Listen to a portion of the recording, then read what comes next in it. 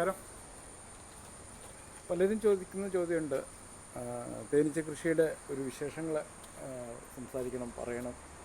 പല നാളുകളായിട്ട് ഞാനും ആഗ്രഹിക്കുന്ന ഒരു കാര്യമാണ് തേനീച്ച കൃഷിയുടെ വിശേഷങ്ങൾ. അപ്പോൾ സമയം പോലെ നമുക്ക് നമ്മുടെ തേനീച്ച വിശേഷങ്ങളൊക്കെ സംസാരിച്ചു തുടങ്ങാം.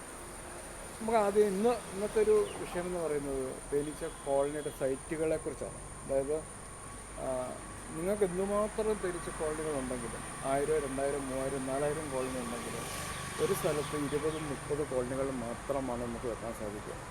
അതായത് ഈ തേനീച്ചകൾക്ക് ആവശ്യമായിട്ടുള്ള പോളനും നെക്ടറും കൃത്യമായിട്ട് കിട്ടുക എന്നുള്ളതാണ് ഇതുകൊണ്ട് നമ്മൾ ഉദ്ദേശിക്കുന്നത്. കിട്ടുന്ന പോളൻ പരിമിതമാണെങ്കിൽ തേനീച്ചയുടെ വളർച്ച കുറയും, തേനീച്ചകൾ നശിച്ചു പോകാനുള്ള ചാൻസ് ഉണ്ട്. അപ്പോൾ നമുക്കുള്ള കോളനികളെല്ലാം ഒരേ ഏരിയയിൽ തന്നെ കൊണ്ട് വിന്യസിച്ച് കഴിഞ്ഞാൽ ആ തേനീച്ച കോളനികൾക്ക് പൂമ്പൊടിയുടെ ദൗർലഭ്യം നേരിടുകയും തീർച്ചയായിട്ടും ആ കോളനിയുടെ വളർച്ചയെ സാരമായിട്ട് ബാധിക്കുകയും കോളനി നശിച്ചു പോകാനോ ക്ഷയിച്ചു പോകാനോ ചാൻസ് ഉണ്ട്. ഒരു കർഷകൻ്റെ വിജയമെന്ന് പറയുന്നത് ഒരു തേനീച്ച കോളനി സ്ഥാപിച്ചു കഴിഞ്ഞാൽ ഏകദേശം 1-1.5 മാസം കഴിയുമ്പോഴത്തേന് അതിനെ വീണ്ടും ഡിവൈഡ് ചെയ്തെടുക്കുക എന്നുള്ളതാണ്.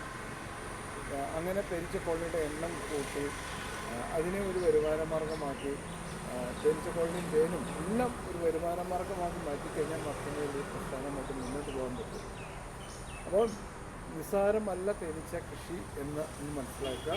കൂടുതൽ വിശേഷങ്ങളുമായി നമുക്ക് വീണ്ടും കാണാം. ബൈ.